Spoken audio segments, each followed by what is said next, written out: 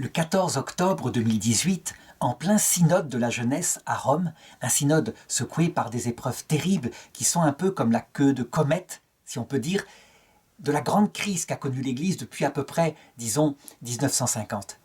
Le pape François a décidé de canoniser le Saint-Pape Paul VI, le pape qui régna en plein déclenchement de cette crise. Ça veut dire de l'année 1963 à l'année 1978. Le fait qu'il choisisse de le canoniser en présence du synode des jeunes paraît surprenant. En effet, ce pape est très peu connu des jeunes. Il ne rayonnait pas de charisme extérieur comme le Saint-Pape Jean-Paul II. Il était tout introverti, discret, et même il semblait porter sur ses épaules la grande épreuve de l'Église. En fait, qu'il ait choisi le synode des jeunes est sans doute significatif. Et pour bien le comprendre, je voudrais, avant de raconter sa vie, rappeler une petite anecdote qui se passe le jour de son ordination en 1920, alors qu'il a 23 ans, et qu'il vient d'obtenir d'ailleurs une dérogation, parce qu'à l'époque, on ne pouvait pas être ordonné prêtre avant 25 ans révolus. Il choisit, pour distribuer les images de son ordination au public qui y assistait, il choisit une phrase qu'il tire du pape Saint Pie X. « Accordez, ô mon Dieu, que tous les esprits s'unissent dans la vérité et tous les cœurs dans la charité. » On peut dire que cette phrase, elle est probablement le résumé de tout ce qu'il a tenté de faire, de toute sa vie. Et sans doute explique-t-elle les attaques violentes qu'il va subir lui-même et que l'Église va subir au moment où il va essayer, je dirais, de réaliser les réformes du Concile Vatican II. En effet, l'union de la vérité et de l'amour, c'est la marque parfaite du Christ. Lorsque la vérité est exaltée, elle est comme un glaive, elle tranche. Lorsque l'amour est exalté contre la vérité, il est comme un fleuve boueux, il noie les âmes dans, je dirais, le relativisme, parce que tout est amour finalement, quand il n'y a pas de vérité. Eh bien lui, au contraire, il va se battre pour cela. Et donc, le pape Paul VI est essentiel à comprendre dans cette génération, dans cette crise que connaît l'Église en 2018 aussi. Alors qui est ce petit garçon qui naît exactement le 26 septembre 1897 à Concesio, en Italie? Eh bien, il est le fils d'une famille catholique, profondément catholique, une famille assez riche, assez aisée, de notables italiens. Et on peut dire que son père, il est de son époque. Ça veut dire qu'il a assisté à toutes les encycliques sociales de Léon XIII, il a assisté aussi à la misère ouvrière, et donc il s'est engagé de toute la foi qu'est la sienne dans le catholicisme social. Il a pris la direction d'un journal catholique, donc il s'engage aussi en politique, et il fonde des œuvres sociales pour aider les pauvres. Et ce père, dont le prénom est Georges, va épouser Guidita, une jeune orpheline dont il est tombé amoureux, et qui est aussi très profondément croyante, qui a été élevée, après la perte de ses parents très jeunes, dans un couvent. Elle a 21 ans, elle est à peine majeure quand elle épouse cet homme qui est déjà âgé de 35 ans. Et ils fondent ensemble la famille d'où naîtront 3 garçons. Ces 2 parents profondément croyants vont marquer l'enfance du jeune Jean-Baptiste, et il les aura jusqu'à l'âge de 46 ans, où tous 2 mourront la même année, en 1943. Toujours est-il que, très discrètement, parce que le futur pape Paul VI n'écrira pas de journal intime pour raconter son enfance, toujours est-il qu'il développe une foi extrêmement solide, et même extrêmement active. Ça veut dire qu'il n'est pas seulement un contemplatif. Il entre dans un collège jésuite, très jeune, et ensuite, avec un ami, dès son adolescence, et ce pendant la Première Guerre mondiale, eh bien, il entreprendra des œuvres afin d'envoyer dans les tranchées des bons livres pour que les soldats, qui passent évidemment plus de temps à attendre qu'à combattre, puissent s'occuper, avoir une vie chrétienne qui se développe. Donc, très jeune adolescent, il a le souci des hommes sur le terrain. Ce qui est sûr, c'est que, durant son enfance, il souffre d'une santé très délicate, il grandit trop vite, il a un cœur fragile, et ses parents finiront par le retirer de l'école pour qu'il puisse étudier à la maison. Il revient pourtant à l'école, et là, on constate que malgré cette scolarité décousue, il est extrêmement doué. On l'appelle le bûcheur, il travaille sans cesse, il s'intéresse aux études. Son caractère est extrêmement sérieux. C'est ce qui marque je dirais, tous ceux qui l'ont connu. À l'âge de 13 ans, il est de nouveau retiré de l'école, toujours pour ses problèmes de santé, et donc il va préparer son bac à la maison, en candidat libre, qu'il va réussir évidemment brillamment. On ne sait pas à quelle occasion est née sa vocation, peut-être simplement de la fréquentation du Seigneur. Il raconte peu de choses, je l'ai dit. Il raconte simplement que quand son père lui annoncera la mort du pape Léon XIII, eh bien, il sera fortement touché, alors qu'il n'est pas vieux. Il a à peine 6 ans. Et il suit, je dirais, la formation catéchétique traditionnelle. Il reçoit la première communion, la confirmation, comme ça se fait à l'époque. Et profondément, il en vit. Il fréquente aussi des retraites. Il l'avouera plus tard que sa vocation est née à l'occasion d'une de ces retraites auprès d'un monastère. Ce sont en particulier des bénédictins. Et la liturgie bénédictine, sans doute, a dû le toucher au plus profond de lui-même. Elle lui correspond. Elle est contemplative, elle est paisible, et elle s'enracine dans le passé de l'Église. Toujours est-il qu'il hésite à rentrer dans la vie religieuse, et puis finalement, en 1916, il prend la décision d'entrer au séminaire. C'est le séminaire de Brescia, où le supérieur, on le voit, a une très grande souplesse, parce que se rendant compte qu'il lui est très difficile de suivre le rythme des séminaristes, eh bien, il accepte qu'il étudie à la maison, si bien que, comme séminariste, il ne portera pas l'habit, la soutane. Il le fera en civil, il assiste aux cours en civil parmi ses camarades séminaristes, et il se forme ainsi. Sans doute, le supérieur du séminaire a-t-il discerné en lui une vocation prometteuse, parce que c'est une permission qui est assez exceptionnelle. Et du coup, eh bien, il garde un contact profond avec les civils. Il n'est pas, je dirais, enfermé. Et il continue son œuvre pour les soldats qui sont encore au front. La guerre se terminera qu'en 1918. Il s'engage aussi en politique. C'est quelque chose d'important pour lui. Son père lui-même ne fait-il pas partie du Parti populaire italien, qui est le parti chrétien, on peut dire, à cette époque-là. Son père est d'ailleurs député de ce parti démocrate chrétien. Alors lui, il s'y engage. Et il s'engage en particulier pour ce qui lui paraît le plus important, la liberté de l'enseignement, par exemple.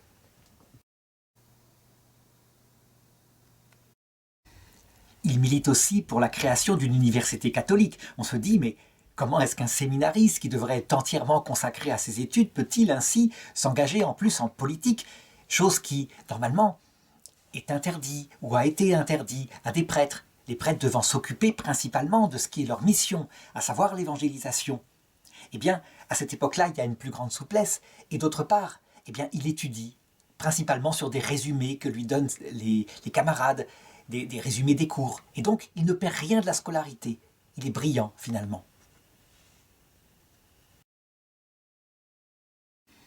Il est même si remarquable qu'il ne prend aucun retard, et en 1919, il peut enfin revêtir la soutane, il est ordonné prêtre. Il reçoit d'ailleurs, dans la foulée, avant d'être ordonné prêtre, tous les ordres majeurs. Et donc, il est ordonné prêtre exactement en 1920.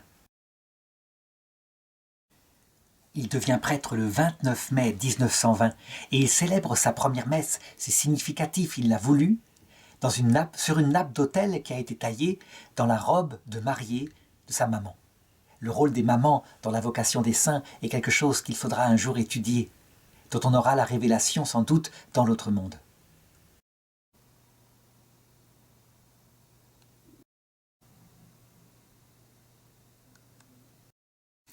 Sa santé reste très fragile, si bien que son évêque décide de ne pas lui confier une paroisse. Il se rend bien compte que ça ne marchera pas forcément. Il a beau être généreux, tout ce qu'on peut imaginer, il décide de l'envoyer à Rome pour poursuivre ses études. Et alors il va s'inscrire à 2 universités. Une université catholique pour faire du droit canonique et pouvoir se mettre au service de l'Église. Il est rigoureux, précis, ça semble lui correspondre. Mais aussi la Sapienza, une université laïque, où il va rester et rentrer en contact avec le monde non chrétien. D'ailleurs, c'est étonnant, mais cette double direction dans ses études restera présente dans son pontificat, avec cette volonté d'ouverture au monde non chrétien. Parallèlement, il continue d'aider son père dans sa carrière politique au parti chrétien-démocrate. Les gens du Vatican le repèrent et pensent que, en fait, il serait très bon qu'il puisse entrer au service de la diplomatie vaticane.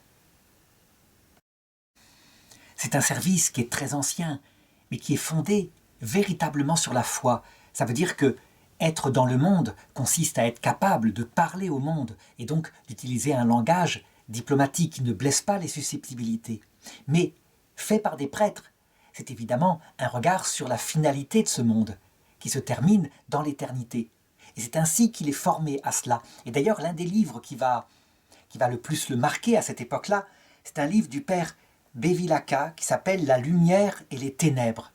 La lumière et les ténèbres, non seulement dans le monde, mais aussi leur cause spirituelle, à savoir Dieu, mais aussi la lutte du démon, qui est le prince de ce monde. Et il va avoir vite l'occasion, évidemment, d'exercer ce qu'il a appris.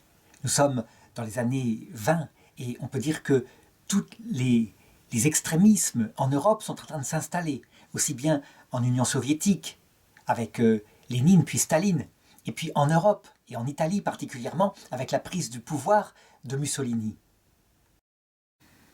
Il voyage d'abord, il observe l'Europe, qui se remet à peine des séquelles de la Première Guerre mondiale, et ensuite il est nommé par les autorités du Vatican à la nonciature à Varsovie.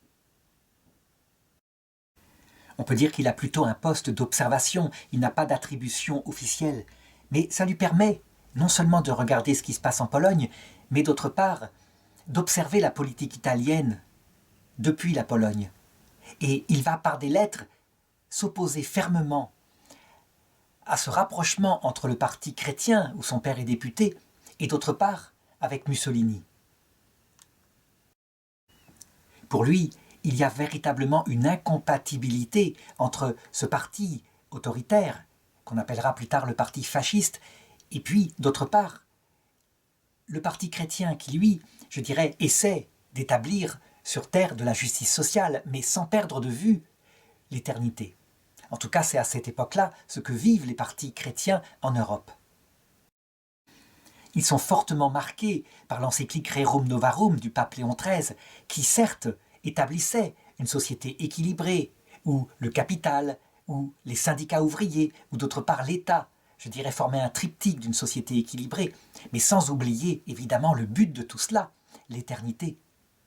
Et on sait à quel point en Europe, on a réalisé finalement Rerum Novarum, mais en oubliant la partie essentielle, le sens profond de la vie, donc établissant une société finalement qui vite a vieilli sur ses principes pourtant équilibrés.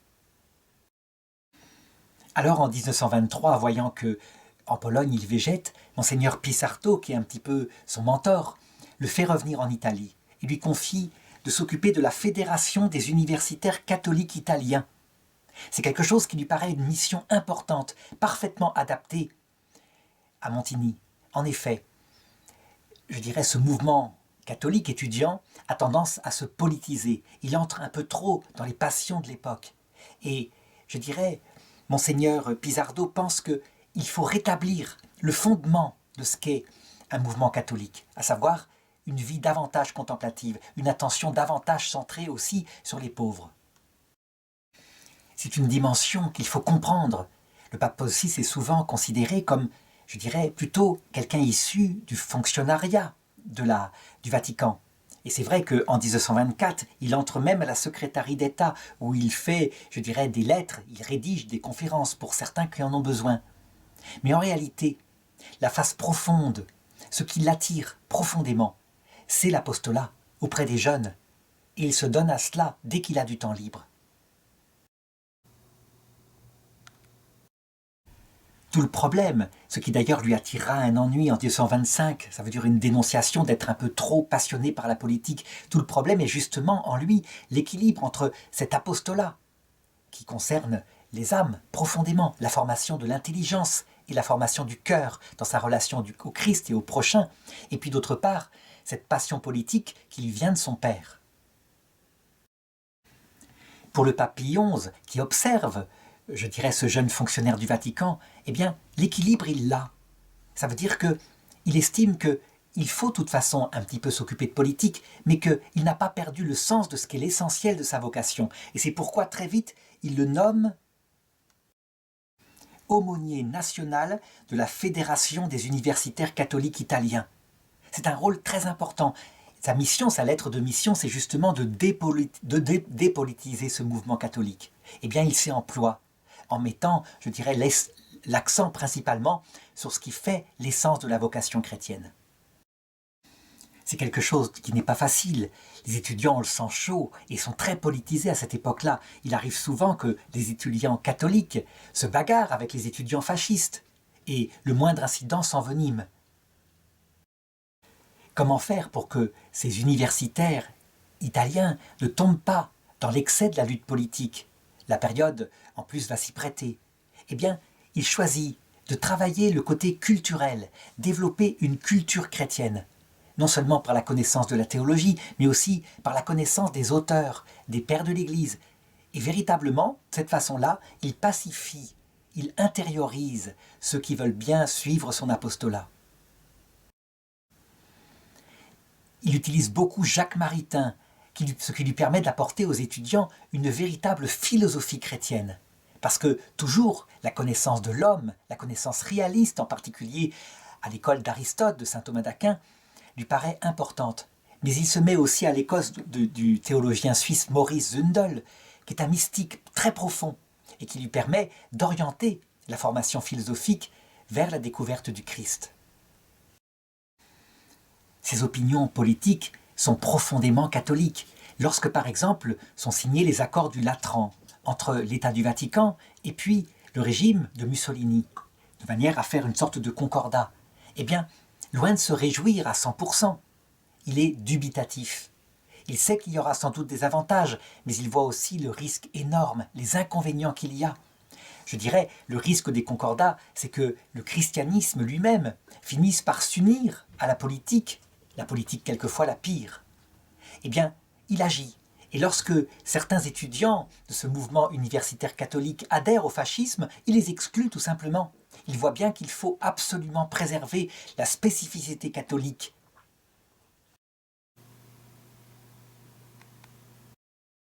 Eh bien, c'est grâce à la fermeté de sa position en tant que, je dirais, aumônier général des étudiants catholiques qu'il sera repéré au Vatican comme étant un des opposants les plus lucides au fascisme italien. Si bien que sa carrière progresse. Et puis avec l'âge, ça se passe comme ça. Il monte en poste à la secrétaire d'État. Finalement, en 1931, face à tous les soucis qui s'accumulent, les critiques aussi dont il fait l'objet. Par exemple, il a écrit une lettre en tant qu'aumônier général, donc des étudiants chrétiens, où il critique l'exagération, je dirais, des lampions, des fleurs, des décorations qui sont dans les églises de ce mouvement. Ce qui va beaucoup choquer certains aumôniers qui travaillent et qui développent beaucoup la piété. Donc, il y a une différence de sensibilité qui s'oppose. Mais bien d'autres tensions viennent, et en particulier de la part de Mussolini, qui lui-même ne veut plus du tout que certains étudiants fréquentent les étudiants catholiques. Donc on peut dire que les difficultés sont de plus en plus grandes. Et sa position, qui a été très ferme, eh bien, complique plutôt la situation qu'elle ne la simplifie, si bien qu'en 1933, eh bien, il démissionne. Les années 1934-1935 lui laissent donc davantage de temps. Alors il va se consacrer à l'enseignement. Et sa charge d'administrateur, finalement de fonctionnaire pontifical, lui plaît de moins en moins. Il en profite pour voyager. Il se rend successivement en France, en Grande-Bretagne, en Irlande. Il regarde la chrétienté européenne telle qu'elle avance. L'année 235, eh bien, il tombe malade de nouveau, et donc la maladie le maintient dans sa ville natale, où il se repose, avant de revenir au Vatican, où il exerce de nouveau ses fonctions, je dirais avec une grande lassitude, finalement. Il n'est pas tellement fait pour être un fonctionnaire de cette façon-là. Le jeu des nominations fait qu'il progresse tout de même, et il a un poste, je dirais, au niveau diplomatique, qui fait qu'il est connu maintenant en dehors de Rome. Il peut même, je dirais, transmettre des directives venant du Saint-Siège. Et sa signature est apposée sur les documents. Cette position de haut fonctionnaire au Vatican le rend très proche du pape Pie XI, qu'il voit souvent pour le travail. Lorsqu'éclate la Seconde Guerre mondiale, le pape Pie XII est élu. Il le connaît bien, il continue de travailler comme substitut, très proche du Saint-Père. Il va passer toutes ces années de guerre au cœur des événements qui se précisent. Le pape lui confie souvent des missions. C'est lui, par exemple, qui va devoir se faire porte-parole du pape à Radio Vatican, par exemple pour dénoncer le sort terrible qui est fait au clergé et aux catholiques en Pologne. Il essaye d'intervenir aussi en faveur des Juifs, dont on commence à connaître les persécutions. Mais ces positions qui ont été nettement considérées comme antifascistes avant la guerre, et même, je dirais, opposées au concordat avec Hitler sous le pape Pie XI, font qu'il est obligé d'être discret.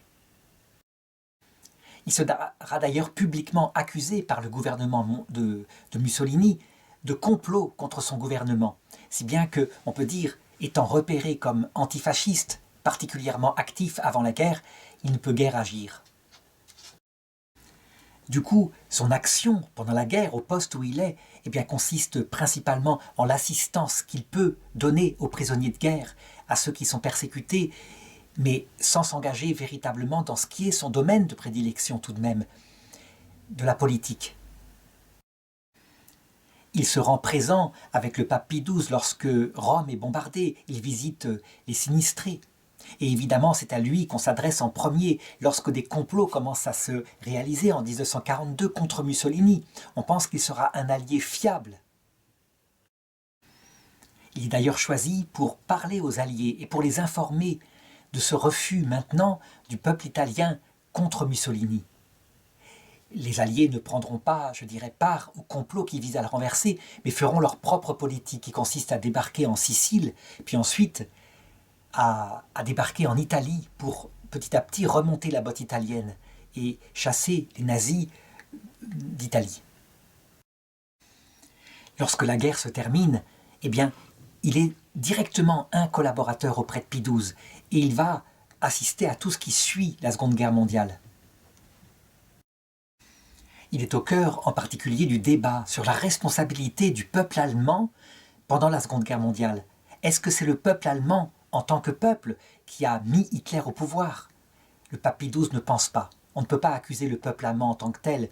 Beaucoup ont été manipulés et puis peu d'opposition a été possible.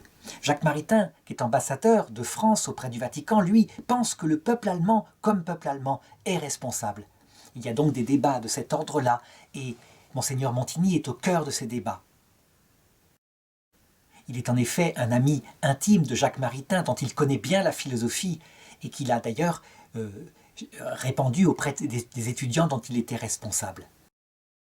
C'est aussi Monseigneur Montigny qui se fait, je dirais, le messager de Jacques Maritain auprès du pape Pie XII afin qu'il fasse une sorte de doctrine, une doctrine concernant le peuple juif, qu'il fasse quelque chose qui puisse manifester la spécificité de la vocation de ce peuple.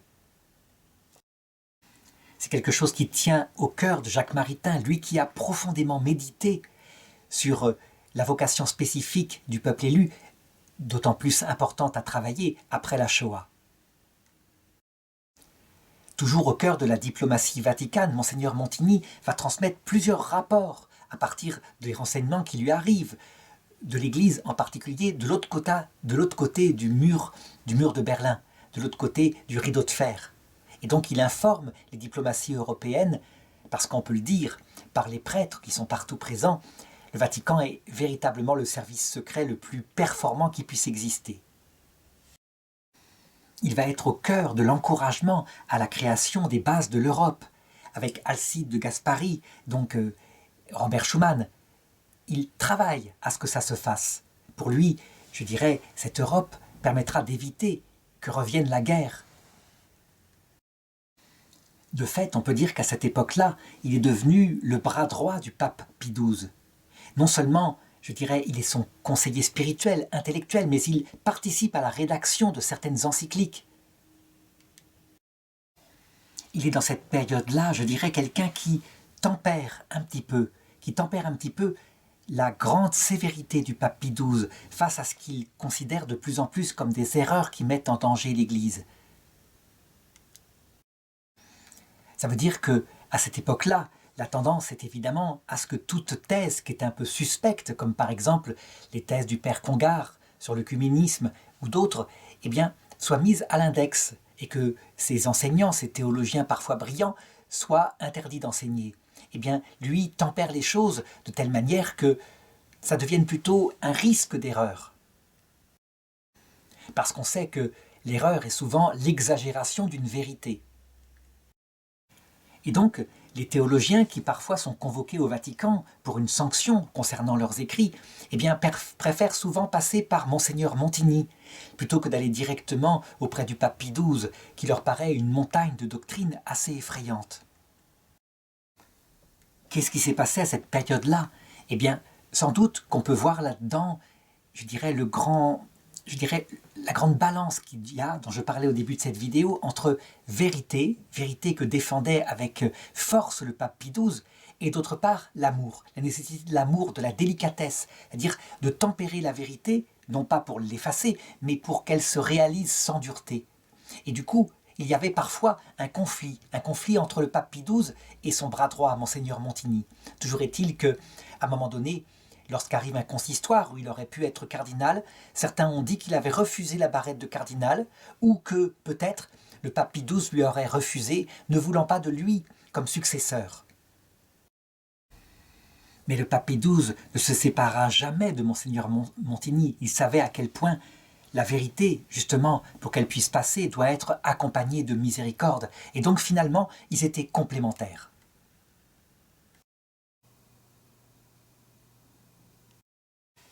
Voici une anecdote significative qui permet de comprendre, je dirais, ce caractère de fond du futur Paul VI.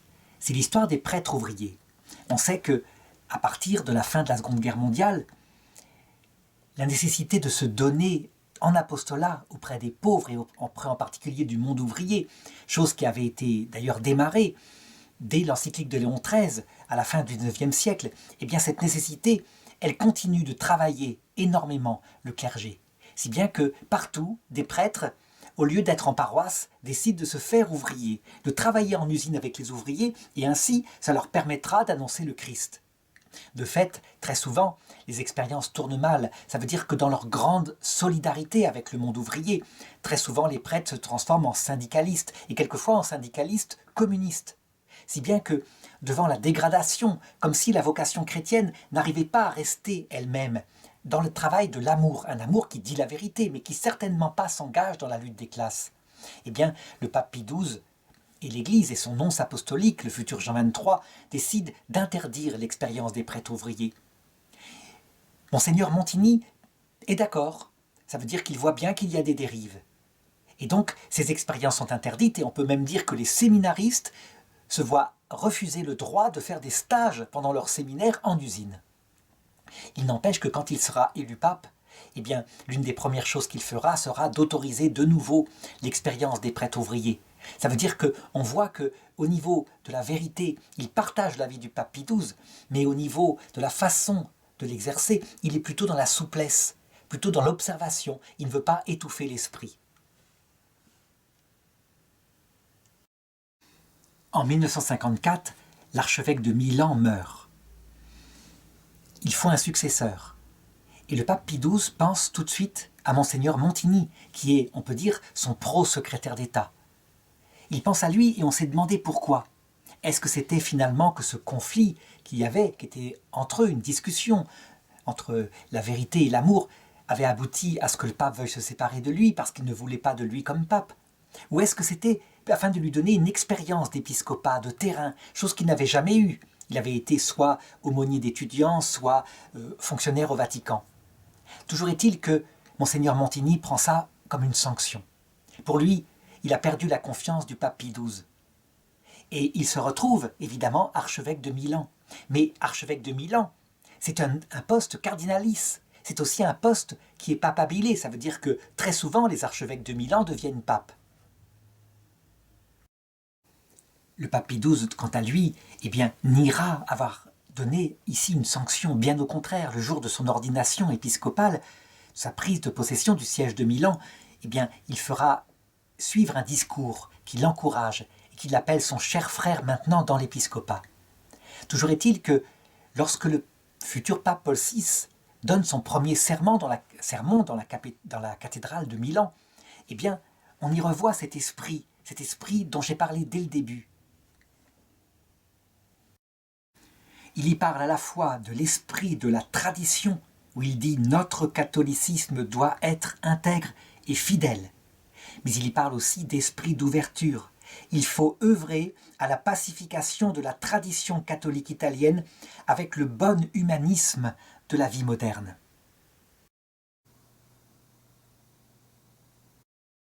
Il choisit aussi sa devise épiscopale qui sera « In nomine Domini », au nom du Seigneur, ce qui indique le sens sacré, le sens profond qu'il a de son épiscopat au service des fidèles, mais véritablement au nom du Seigneur. Il est prêtre intermédiaire, fondé par le Christ, entre Dieu et les hommes, faisant monter la prière des hommes vers Dieu et faisant descendre de Dieu la volonté de Dieu sur le peuple.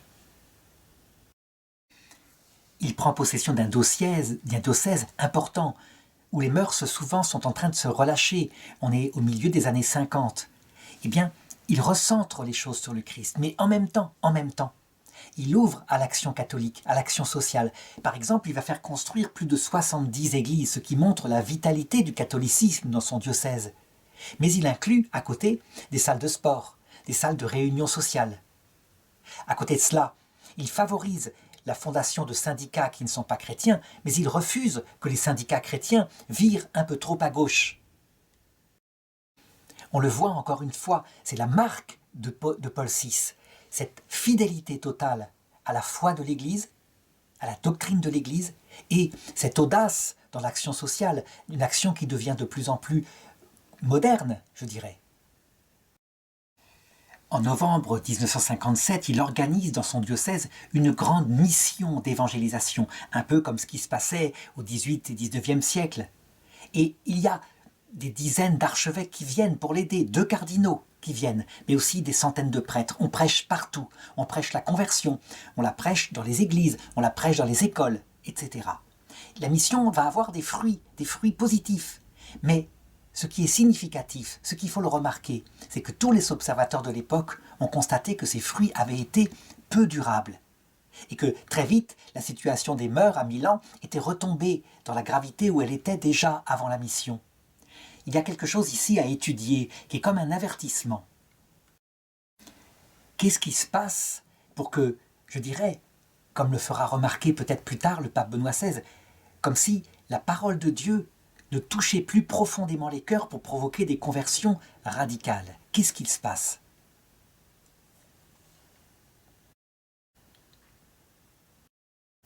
On peut dire que l'analyse de ce qui s'est passé, qui a été aussi semblablement après le Concile Vatican II, n'est pas terminée, que plein d'hypothèses arrivent. Certains disent c'est simplement parce que, à la suite, évidemment, on est 10 ans après la Seconde Guerre mondiale, les gens ont besoin de s'amuser, les gens ont besoin de se détendre après tant de misère. Et c'est peut-être un effet, effectivement, des 2 guerres mondiales. D'autres ont pensé que ça venait du type de prédication, à savoir une espèce de volonté d'alliance entre l'absolu, qui vient du message du Christ, qui annonce une vie qui ne se termine pas, une vie éternelle, une espérance, et c'est un Christ crucifié. Et puis d'autre part, la volonté de faire collaborer cela avec un humanisme qui n'est pas toujours chrétien, donc une volonté de bonheur sur terre, de bonheur paisible.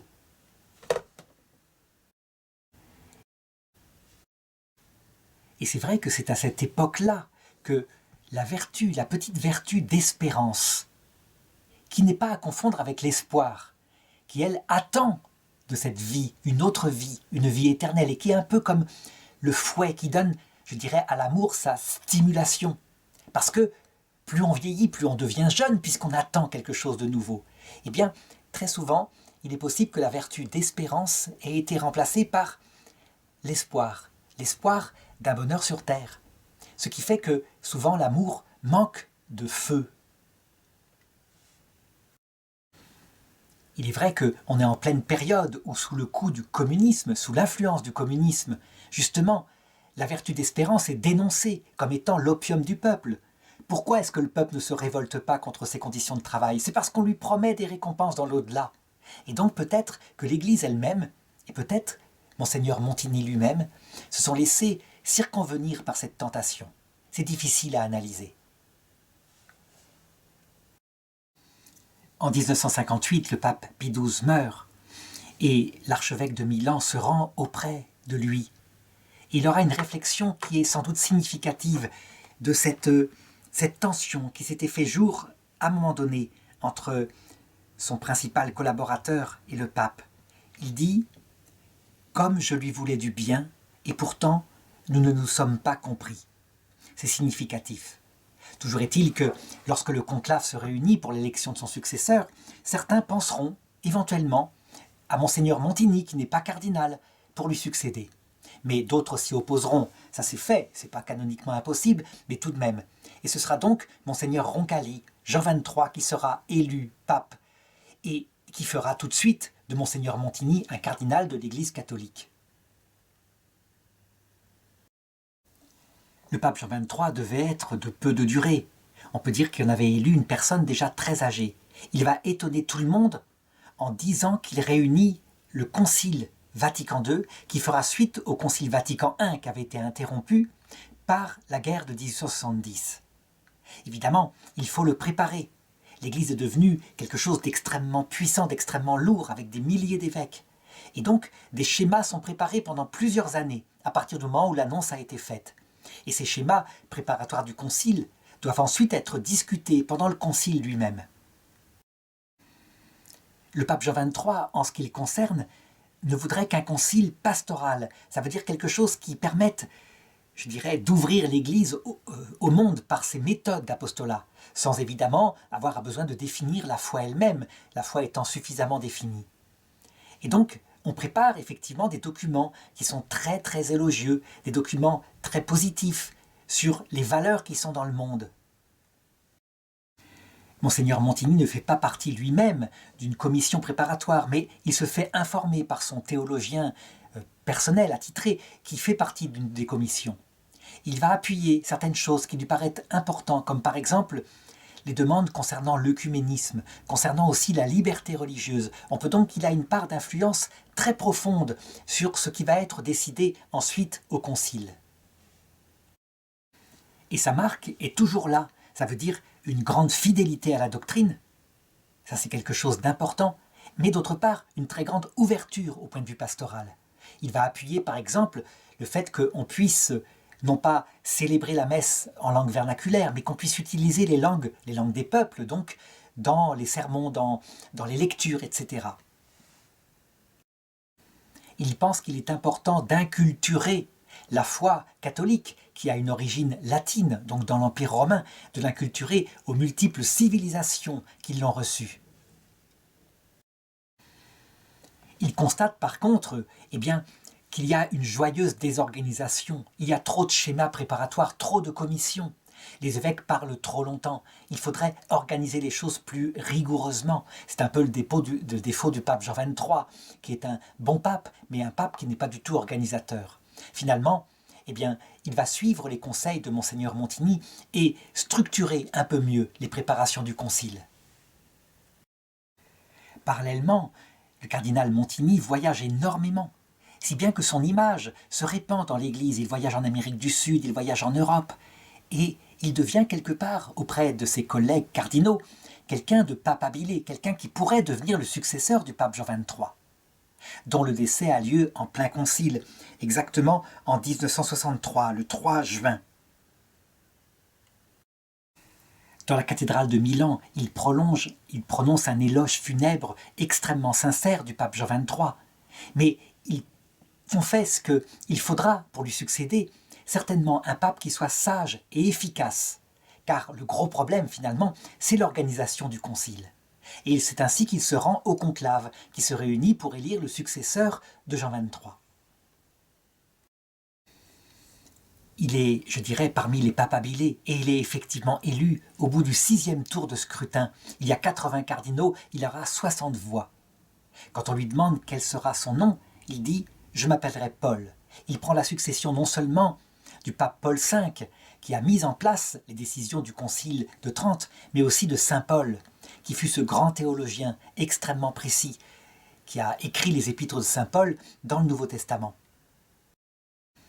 Et effectivement, dès qu'il prend possession de sa charge, il rationalise un petit peu plus les travaux du Concile. Et surtout, il décide que ce ne sera pas qu'un concile pastoral, qu'il faut qu'il prolonge le concile Vatican I sur certaines choses doctrinales qui concernent absolument l'Église.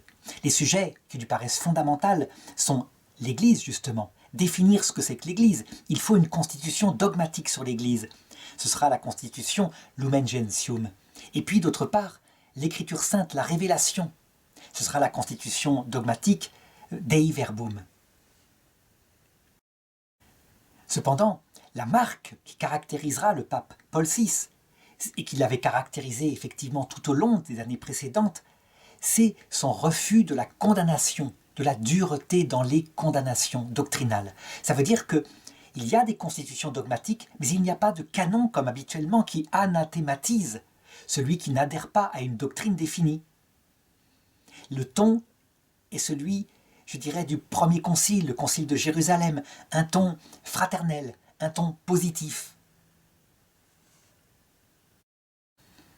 Il pense en effet que la vérité trouve sa propre force dans la vérité et qu'elle s'imposera.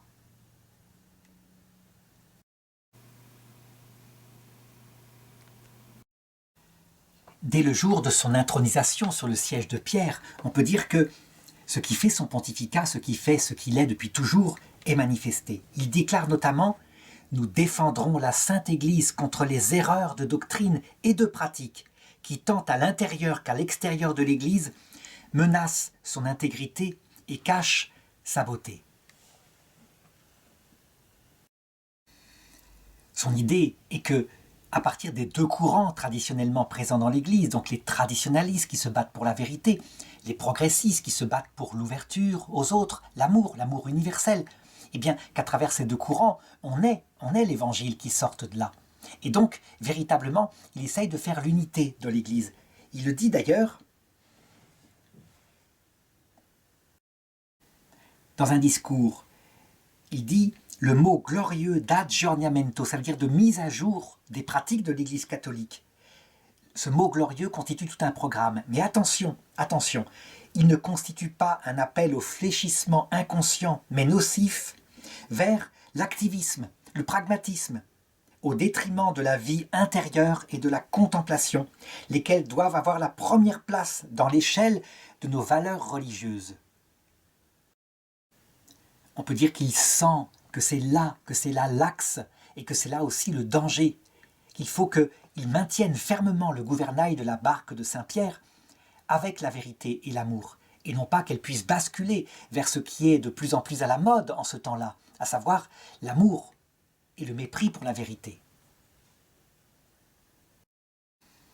Ceci étant fermement posé, eh bien, on peut dire que, en pleine possession de la foi catholique, il peut faire des démarches d'ouverture pour regarder ce qui est bon, ce qui est bien, dans des valeurs qui ne sont pas, je dirais, originellement catholiques. Regardez par exemple dans les autres religions, ce qui ne sauve pas, mais ce qui est disposition au salut. Il faut tout de même regarder aussi le positif dans ces religions, même si le salut, il ne vient que par le Christ. On le voit, c'est une position d'extrême équilibre.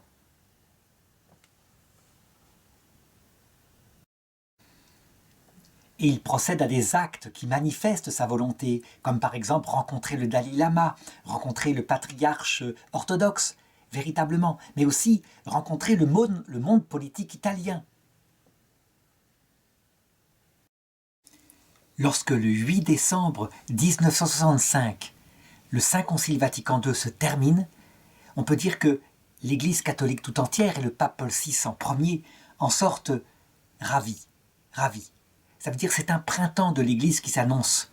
On a remis, je dirais, les choses au point. La foi a été réaffirmée profondément par le Concile, mais on a changé certaines formes, de manière à les moderniser, de manière à évacuer ce qui était un petit peu l'accumulation des couches géologiques de l'histoire. C'est un peu comme ça qu'on voit les choses. Et alors, ce qui va se passer est absolument étonnant, incompréhensible. Le pape Paul VI, on peut dire qu'à partir de 1965, il entre dans ce qu'on peut appeler la manifestation de ses vertus héroïques. Pourquoi ? Parce que tout tourne mal. Si on veut se faire une idée de ce qu'il s'est passé, de la surprise absolument sidérante qu'a vécu le pape Paul VI, on peut considérer je crois, l'histoire d'une jeune religieuse qui est un petit peu l'image de l'Église en Occident, de ce qu'elle a vécu à cette époque-là. Je parlais de Sœur Sourire. Sœur Sourire qui est une chanteuse, une sœur très connue des Français qui chantait la fameuse petite ritournelle adressée aux enfants du catéchisme.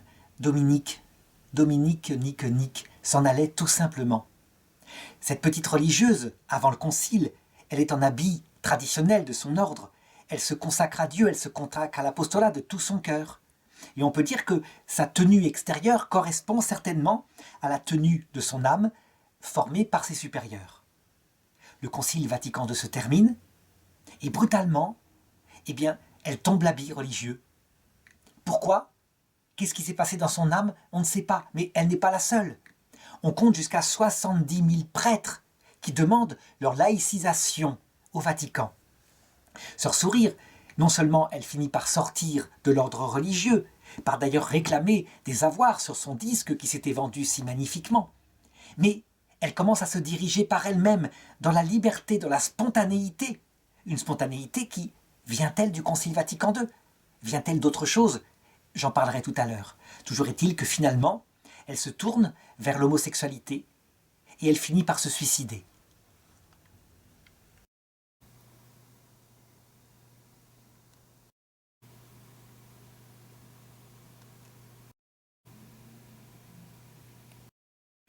Qu'est-ce qui s'est passé dans son âme ? Qu'est-ce qui a fait basculer son âme d'une très grande fidélité, en tout cas extérieure, à la foi de l'Église, à un basculement dans la spontanéité d'une recherche individuelle qui l'amène à n'importe quoi en passant par l'alcool ? C'est un mystère. Eh bien, c'est un petit peu ce qui va se passer dans l'Église en Occident, particulièrement aussi au Canada, aux États-Unis, dans les pays, principalement les pays libres. Quelle est la cause de cela ? Le pape Paul VI ne sait pas. Il reste comme démuni devant les faits qui arrivent. À savoir, si on lit le secret de la Salette, le secret de la Salette qui n'est peut-être pas authentique, mais dont je voudrais lire quelques extraits, on est frappé. On a comme une description de ce que va constater de ses yeux le pape Paul VI à cette époque-là. Alors j'en lis quelques extraits. Ils décrivent la situation spirituelle à cette époque-là. Mélanie, ce que je vais vous dire maintenant ne sera pas toujours tenu secret. Vous pourrez le publier à partir de 1858. Donc l'apparition de la Salette, on le sait, elle est reconnue par l'Église, elle a lieu dans les Alpes. Et la Vierge dit « Les prêtres, ministres de mon Fils, les prêtres, par leur mauvaise vie, par leur irrévérence et leur impiété à célébrer les saints mystères, par l'amour de l'argent, par l'amour de l'honneur et des plaisirs, les prêtres sont devenus des cloaques d'impureté. » Et le texte continue un peu plus loin en donnant même une date. Sauf que il faudrait presque la changer. Il dit ceci, en l'année 1864. Il faudrait presque marquer 1964, tellement ça correspond davantage. Lucifer, avec un grand nombre de démons, seront détachés de l'enfer. Ils aboliront la foi peu à peu, et même dans les personnes consacrées à Dieu. Ils les aveugleront d'une telle manière qu'à moins d'une grâce particulière, ces personnes prendront l'esprit de ces mauvais anges. Plusieurs maisons religieuses perdront entièrement la foi et perdront beaucoup d'âmes. Les mauvais livres abonderont sur la terre et les esprits de ténèbres répandront partout un relâchement universel pour tous ceux qui regardent le service de Dieu. Ils auront un très grand pouvoir sur la nature. Il y aura des églises pour servir ces esprits. Le vicaire de mon fils aura beaucoup à souffrir, parce que, pour un temps, l'Église sera livrée à de grandes persécutions. Ce sera le temps des ténèbres, l'Église aura une crise affreuse. Je voudrais décrire ce qui s'est passé à cette époque-là. Dans les ordres religieux comme les ordres jésuites, les ordres dominicains, les ordres principalement intellectuels et apostoliques, c'est une crise terrible.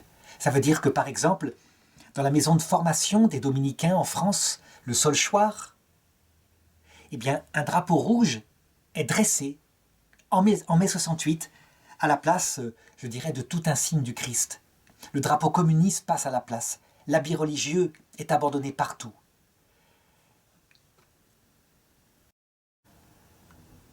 Des prêtres, je l'ai dit, par milliers demandent à quitter les ordres pour se marier.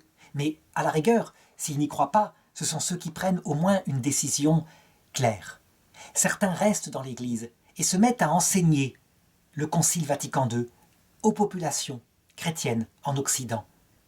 Mais sans prendre les textes du Concile, bien sûr, parce que ces textes sont manifestement catholiques. Mais plutôt en parlant d'un espèce d'esprit du Concile, un esprit du Concile qui parle de liberté, de spontanéité, de joie de Dieu à nous voir heureux sur terre. Et tous les sujets un peu mystiques, du style la vie après la mort, la résurrection du Christ, le mystère de la croix, n'en parlons pas. Ceux-là sont bannis. Parallèlement, on peut dire que ces années-là, à partir des années 65, 66 jusqu'à 80, on voit se multiplier partout l'iconoclasme. Ça veut dire que on décide de se débarrasser des images pieuses, des statues des saints, des ornements de jadis. On les jette par bennes entières dans les décharges publiques, sans même avoir le sens du sacré. Des mains qui ont façonné ces ornements liturgiques, quelquefois sur des dizaines d'années, des générations de nos ancêtres. C'est une véritable catastrophe comme on n'en a pas vu depuis la crise iconoclaste en Orient, au début de l'Église. Et on s'attaque à tout, on s'attaque aussi à la doctrine de la foi. Ça veut dire qu'on essaye d'élaborer partout une nouvelle doctrine pour repenser les choses, comme si on devait déconstruire la foi catholique, la foi définie par le Concile Vatican II, par tous les conciles, pour construire une nouvelle interprétation, mais plus adaptée à l'humanité. À savoir, par exemple, la résurrection du Christ est symbolique, et ce qui compte, c'est que le Christ est une sorte d'homme politique, un petit peu, je dirais, New Age, qui veut notre bonheur sur Terre et qui se révolte contre les puissances de l'argent, les puissances de l'égoïsme. Partout, la pratique religieuse s'écroule. Ça veut dire qu'on voit la courbe de la pratique de la messe du dimanche s'inverser. Il faut dire qu'avant, on disait donc aux gens que ne pas pratiquer la messe le dimanche était un péché mortel. Là, on a laissé tomber cette notion au profit de plutôt une spontanéité. Mais peu importe, c'est pas tellement ça. C'est le fait que tout d'un coup, les gens ne s'y retrouvent pas. À un moment donné, évidemment, on écrit au pape Paul VI en lui demandant des permissions pour modifier la liturgie, pour la rendre spontanée, pour l'adapter au peuple, pour faire preuve d'inventivité. Et lui, eh bien, il accepte certaines choses. Mais en même temps, quand les choses vont tellement loin, quand par exemple des prêtres se disent « Pourquoi pas inculturer la messe en remplaçant le pain par du riz dans les pays asiatiques, en remplaçant le vin par du jus fermenté de banane? Pourquoi pas ?» Là, il s'y oppose. Il dit non, c'est pas au pouvoir de l'Église. Le Christ a choisi du pain et du vin, gardons le pain et le vin. Mais à côté de ça, on lui fait tellement de demandes de tous les côtés. Et puis de toute façon, l'obéissance au Saint-Père est relativisée puisque le Concile Vatican II s'est enfin débarrassé de ce dogme politique du Concile Vatican I, à savoir l'infaillibilité pontificale. En fait, ce n'est pas vrai du tout. Quand on regarde le Concile Vatican II, l'infaillibilité pontificale est tout à fait confirmée. Elle est même précisée, élargie au magistère ordinaire en matière de doctrine de la foi. Mais peu importe, c'est l'esprit du Concile qu'on prêche. L'esprit du Concile qu'un certain théologien appelé Hans Küng va même formaliser en disant « Le Concile a voulu remettre les choses pieds sur terre, à savoir, fini les lubies un peu illuminées qui avant présidaient, à savoir la contemplation, la prière, la vie éternelle. Maintenant, il s'agit de construire le monde ici-bas, et le Concile le dit, et on prend une citation, l'attention aux plus pauvres. Les plus pauvres, c'est au niveau de leur vie matérielle qu'ils sont considérés comme pauvres. Leur niveau de vie est ce qu'il y a d'important. Et ces idées vont se répandre partout, au point que le pape regarde ça, sidéré. Il va avoir un mot à un moment donné, en disant « Manifestement, les fumées de Satan sont entrées dans l'Église. » Il est là, un peu démuni, et je dirais les papes qui vont suivre vont avoir la même interrogation. Que se passe-t-il ? Les analyses vont être multiples, et le pape lui-même, le pape Paul VI, va en donner. Est-ce que la cause de ce grand ébranlement, y compris chez les prêtres et chez les fidèles, ne serait pas la réaction concomitante, mais pas causée par Vatican II, celle globalement de la génération mai 68, mai 68 étant symbolique pour signifier ce grand mouvement de la jeunesse qui refuse passionnément toutes les valeurs de 50 ans plus tôt. Le culte de la patrie, le culte de l'État, le culte de la famille, toutes ces valeurs bourgeoises, au nom de quoi? Eh bien, l'inverse, le culte du plaisir spontané. S'il le faut, le mondialisme universel pour s'opposer à la patrie qui a provoqué tant de guerres mondiales. On pourrait dire qu'il y a comme un phénomène psychologique de balancier. Les valeurs qui ont produit les deux guerres mondiales sont rejetées et on prend passionnément, comme par réaction, je dirais, d'une maladie, on prend l'inverse, les valeurs inverses. Et c'est vrai que la paternité se met à être mise en suspicion et on met en avant par contre la maternité qui est faite de douceur, de respect je dirais, des pulsions de l'enfant, etc. D'autres ont cherché d'autres causes, comme par exemple la falsification venant des serviteurs de l'Église qui étaient restés dans l'Église, exactement comme le décrit le secret de Fatima. Ça veut dire des gens qui, eux, n'ont pas eu l'honneur et la droiture de quitter la vocation, puisqu'ils ne la comprenaient plus, mais qui y sont restés pour simplement maintenir l'Église dans ce changement, qui peut-être n'était pas fait pour le mariage. Et on verra que la crise qui sortira dans les années 2000, la crise en particulier qu'on appellera la crise de la pédophilie, est en fait une crise de personnes qui n'étaient pas faites pour le mariage et qui restent dans l'Église, qui étaient en fait homosexuels, et qui vont se montrer, dans toutes ces années-là, de véritables prédateurs homosexuels des garçons, de la jeunesse. Un cloaque d'impureté. La prédiction de la Vierge était réelle.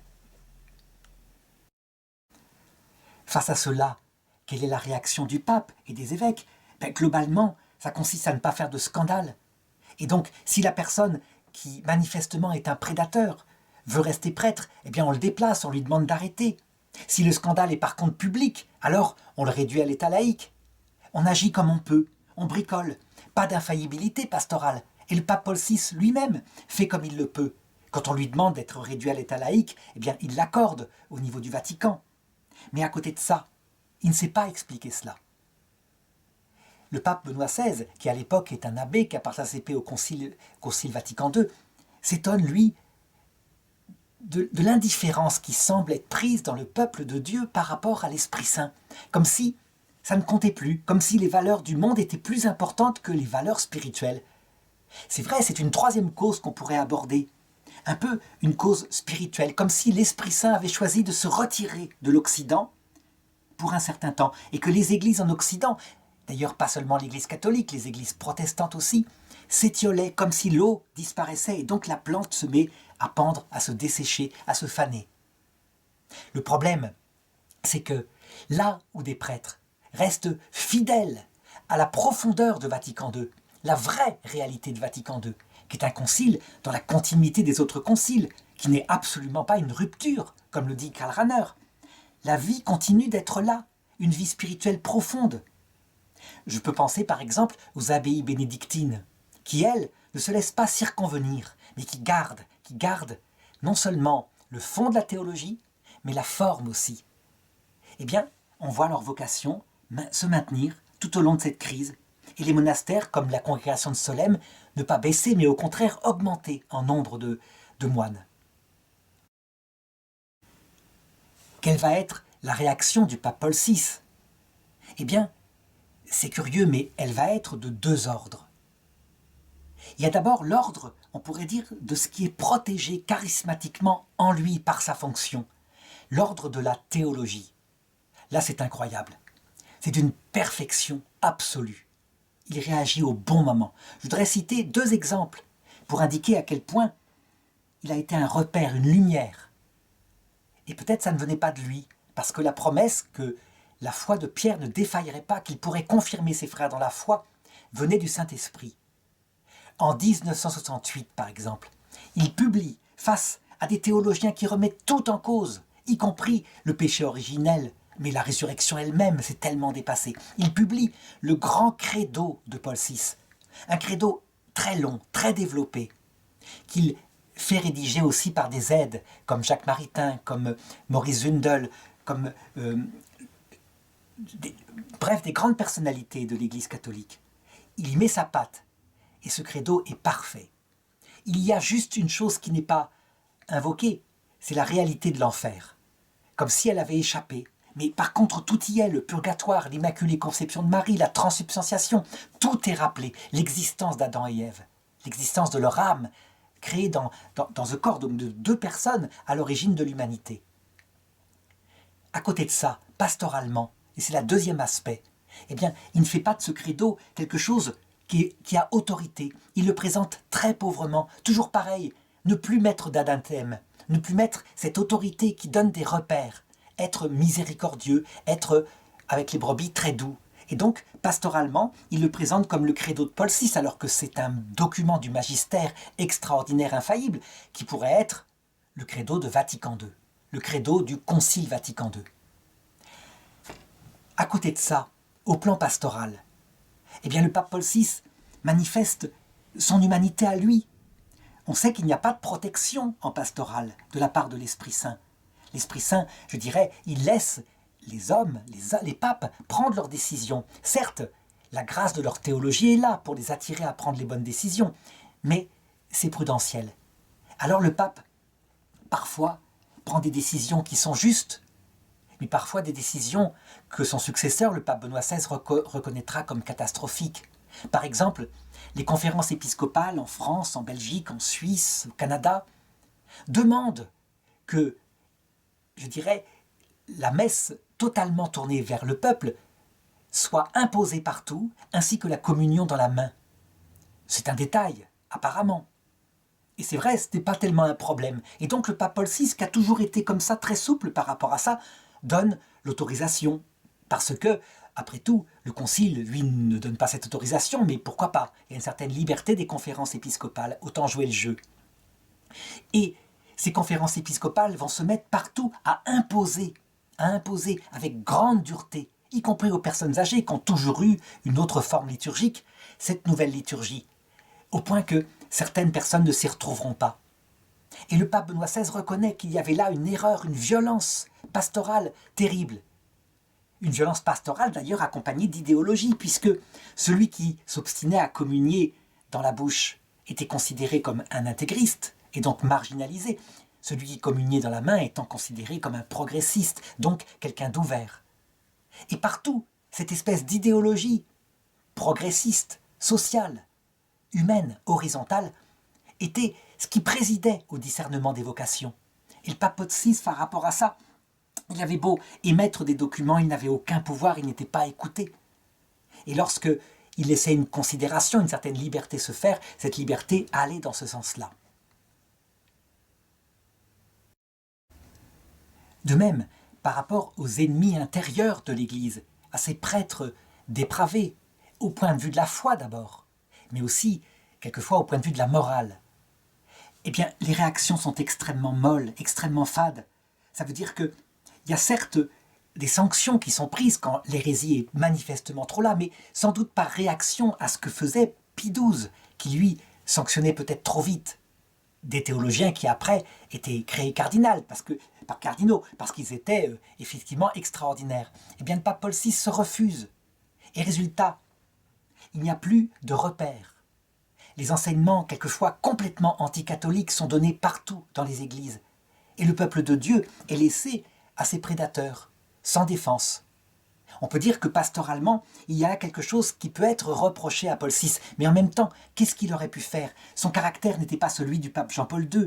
Il n'avait pas cette luminosité, cette joie intérieure de Jean-Paul II. Il est confronté à la tempête, la pleine tempête, et il est là, démuni, ne sachant quoi faire.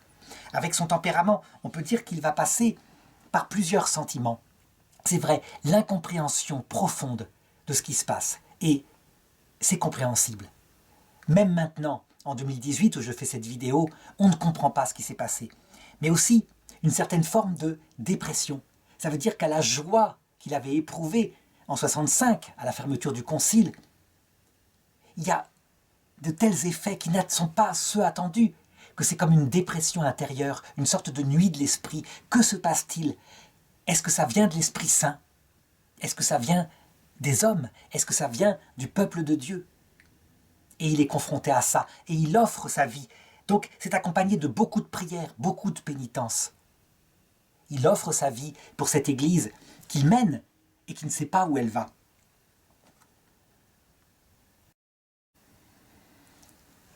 Je voudrais citer un deuxième exemple de cette aide de l'Esprit Saint que l'Esprit Saint a apporté au Saint-Pape Paul VI en ce qui concerne la foi. Arrive à cette époque-là, en même temps, la découverte de la pilule contraceptive, donc de ce moyen artificiel de séparer la sexualité du risque, entre guillemets, d'avoir un enfant, pour que le plaisir au service de l'amour du couple soit spontané et qu'il y ait une fécondité, je dirais, au moment où veut le couple. Je dirais que 98% des théologiens occidentaux qui regardent ce problème sont enthousiastes par rapport à la pilule. Ils disent « mais c'est merveilleux, ça permet d'avoir une sexualité profondément humaine puisque on a une sexualité responsable et le nombre d'enfants qu'on veut, on le choisit. Ce n'est plus imposé par le hasard d'un acte sexuel fait au mauvais moment. » Le pape Paul VI se renseigne par rapport à ça. Il faut bien que l'Église fixe une position. Il reçoit donc unanimement ces avis quasi unanimes de l'Église universelle, en tout cas des prêtres, des théologiens qui lui disent ça. Et en 1968, il décide donc de conclure ce débat dans l'Église et il produit une encyclique sur ce sujet. Elle s'appelle Humanae Vitae. Et à la stupéfaction de ces 98% de théologiens occidentaux, Humanae Vitae dit ceci. L'Esprit Saint a voulu unir indissociablement, dans l'amour humain qui est sacré, 3 choses, à savoir l'amour des époux, qui en est le fondement, mais qui est aussi sa finalité première, l'acte sexuel naturel, respectueux de l'autre, fidèle, engagé dans le mariage, qui exprime cet amour et qui le grandit, mais aussi l'ouverture à la vie. Parce que l'acte sexuel n'est pas un acte anodin, c'est l'acte où Dieu, on peut le dire, crée le petit être humain, en bénissant l'acte des parents. Et donc, toute méthode de contraception artificielle qui sépare un de ces 3 aspects des 2 autres, à savoir qui sépare la possibilité de la fécondité de l'acte sexuel naturel, n'est pas de Dieu. Par contre, un moyen de gestion naturelle de la fécondité humaine à travers les rythmes féminins, donc une chasteté des époux et un acte sexuel lorsque la femme est en période non féconde. C'est quelque chose qui peut respecter davantage la nature humaine, d'autant plus que ça implique un effort de maîtrise de sa propre sexualité. C'est une surprise totale de la part des théologiens. Mais le pape a parlé par un document du magistère infaillible. Et c'est là où on voit le courage qu'il a eu. Évidemment, il va être critiqué. On peut dire que le monde entier va se mettre à le ridiculiser, à se moquer de lui. C'est la pleine période. Mai 68, l'encyclique sort en juin 68. Eh bien, il tient bon. Il tient bon aussi sur l'Eucharistie, où des clercs, des théologiens veulent changer le sens de l'Eucharistie, en disant que la présence réelle, à travers la transsubstantiation, c'est-à-dire ceci n'est pas du pain, ceci est le corps du Christ. Cette présence réelle est en fait juste une trans-signification, ça veut dire le temps que la communauté est réunie pour la liturgie, effectivement il se passe quelque chose, mais dès que la cérémonie est terminée, ceci est du pain de nouveau et donc n'a pas un caractère sacré, l'adoration du Saint-Sacrement doit disparaître. Il tient bon, il réaffirme la foi de l'Église, à savoir le Christ est réellement présent dans l'Eucharistie, dans le pain, dans le vin, substantiellement, tant que les espèces du pain et du vin sont là. En analysant les actes du pape Paul VI, certains ont même dit qu'il avait double visage, très fidèle au plan de la foi et très libéral, voire, je dirais, déstructuré au niveau pastoral, au niveau liturgique. La réalité est beaucoup plus complexe que ça. Qu'on se souvienne tout de même, si on veut prendre un acte pastoral, un acte liturgique aussi, c'est son maintien fermement, alors que tout lui indiquait qu'il fallait l'abandonner, son maintien du célibat ecclésiastique des prêtres de l'Église latine.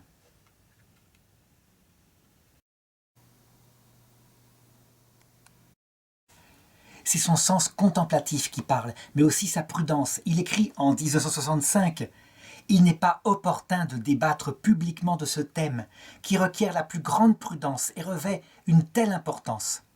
Et nous avons le propos non seulement de conserver autant qu'il est en nous cette loi ancienne, sainte et providentielle du célibat ecclésiastique, mais encore de renforcer son observance en rappelant les prêtres de l'Église latine à la conscience des causes et des raisons qui aujourd'hui précisément de façon spéciale, font que l'on doit considérer cette loi du célibat comme très adaptée, parce que par elle, les prêtres peuvent consacrer tout leur amour uniquement au Christ et se donner totalement et généreusement au service de l'Église et des âmes.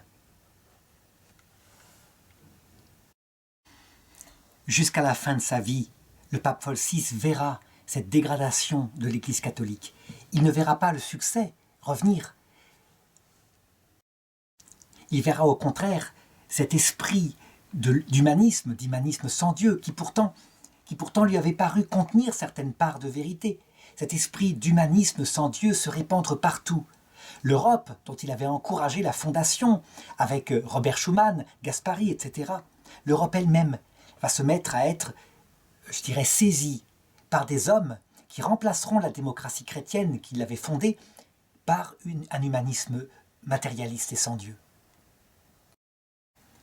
On peut dire que le secret de la Salette donne en quelques phrases les raisons de la canonisation du pape Paul VI et les raisons pour lesquelles nous pouvons le prier, parce qu'il a été celui qui a porté dans la souffrance cette passion de l'Église. Le Saint-Père souffrira beaucoup, dit la Sainte Vierge. Je serai avec lui jusqu'à la fin pour recevoir son sacrifice. Les gouvernants civils auront tous le même dessein, qui sera d'abolir et de faire disparaître tout principe religieux pour faire place au matérialisme, à l'athéisme, au spiritisme. Et bien malgré ces grandes souffrances, le pape Paul VI fait son travail. Il se rend par exemple à Jérusalem, afin de renouer le contact avec les frères aînés, ceux qui ont donné à l'Église tout l'Ancien Testament, les Juifs.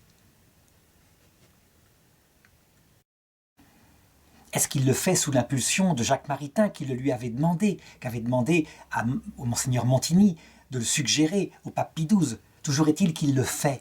Et ce sera le premier pas d'une profonde réconciliation qui sera entretenue ensuite par le pape Jean-Paul II. Il verra aussi de grands malheurs, comme par exemple l'assassinat de son ami de longtemps, Aldo Moro, président de la démocratie chrétienne italienne, qui est enlevé par les Brigades Rouges, à savoir par des révolutionnaires gauchistes, et qui est assassiné en 1978, juste avant sa mort. Il fera une homélie qui est encore célèbre, en disant « J'avais prié, tellement prié, le Seigneur pour qu'il sauve la vie de mon ami. Et le Seigneur n'a pas sauvé sa vie physique, mais je sais que maintenant, dans le ciel, il est vivant, et que je le reverrai un jour. » Les attaques contre sa personne se multiplieront, même ce sermon très profond lui sera reproché, alors que le ton est un petit peu celui du livre de Job, finalement. Il y aura des attaques sur sa mémoire elle-même, à savoir par certains intégristes catholiques qui lui reprocheront d'être pour ce Concile Vatican II qu'il méprise profondément, ne sachant pas distinguer le vrai Concile Vatican II de la falsification qui s'était répandue dans l'Église d'Occident, et considérant, effectivement, les imprudences pastorales du pape Paul VI par rapport à certains abus. Et donc ils lui reprocheront, certains iront même jusqu'à salir sa mémoire après sa mort en l'accusant d'avoir été un homosexuel caché. Évidemment, le pape Paul VI était un pape entièrement donné à Dieu, un pape, profondément conscient de sa mission et de la mission de chasteté qu'il avait. Certains essayeront de démontrer qu'il n'est pas pape, ou qu'il est même un antipape, en se référant à la demande, le 3 février 1964, de 510 évêques de 78 pays, qui lui mettent un mémoire afin qu'il consacre la Russie à Marie, comme le demande Notre-Dame de Fatima. Et effectivement, le pape Paul VI ne donnera pas suite à cela, sans doute à cause de raisons diplomatiques, qu'il considère comme étant profondes. C'est le pape Jean-Paul II qui le fera. Et encore, il le fera dans son cœur, en communion avec tous les évêques qui consacreront le monde entier à la Vierge Marie. Et la Vierge Marie acceptera cette consécration puisque le communisme s'écroulera quelques années plus tard, sans un seul mort.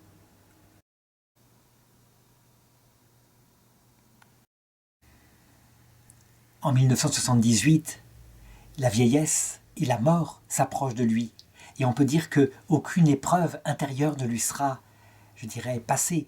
Il faut que son âme se prépare à la rencontre finale. Et donc, cette grande souffrance qu'il a vécue depuis 14 ans, depuis la fin du Concile Vatican II, eh bien, il fera de sa propre mort une offrande à Dieu, une offrande au mystère de Dieu qui a permis une telle catastrophe. Il est atteint d'arthrose, il passe ses derniers jours allongé complètement sur son lit.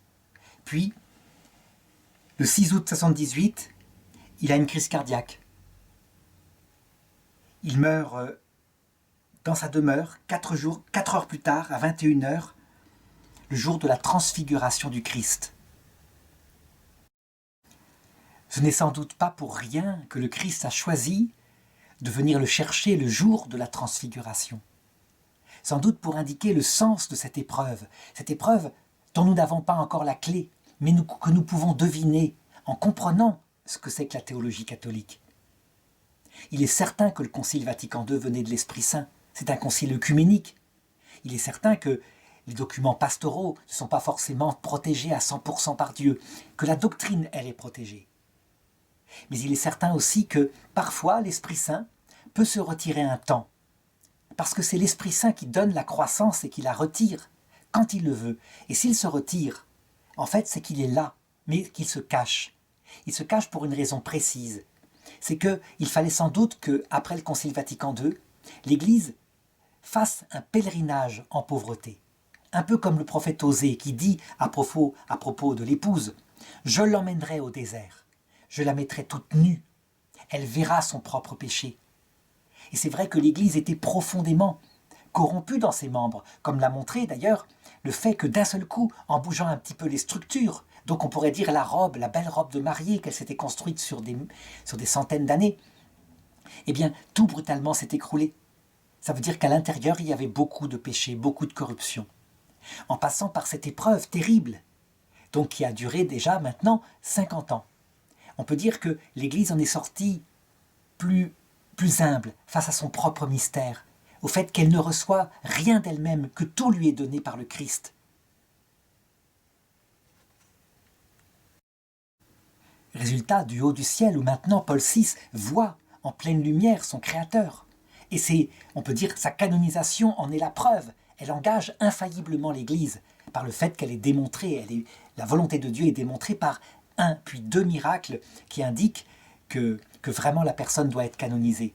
Et bien maintenant, on sait que le pape Paul VI comprend que ce que Dieu fait, c'est pour le salut final, et qu'il peut y avoir des moments d'épreuve en vue de l'apprentissage de l'humilité, de même qu'il y a des moments de renouveau en vue de la manifestation de l'amour.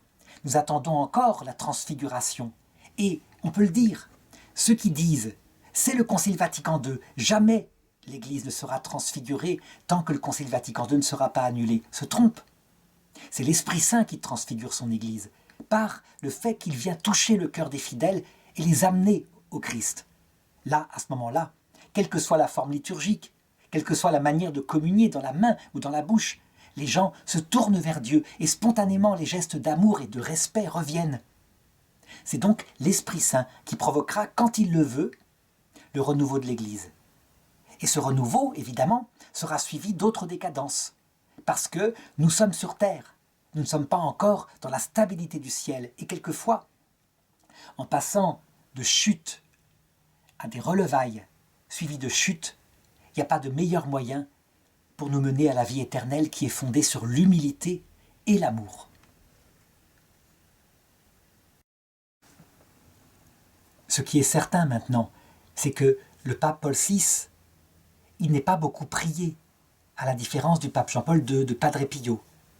Et donc, par le fait que, extérieurement, il n'a pas séduit le peuple de Dieu, eh bien, on peut dire qu'il a beaucoup de temps, et qu'il a beaucoup offert, et que donc, si quelqu'un a quelque chose à demander, qu'il le demande au pape Paul VI, dont l'intercession auprès de Dieu sera extrêmement efficace, parce que lui, il a offert la souffrance, tandis que d'autres récolteront ce qu'il a offert.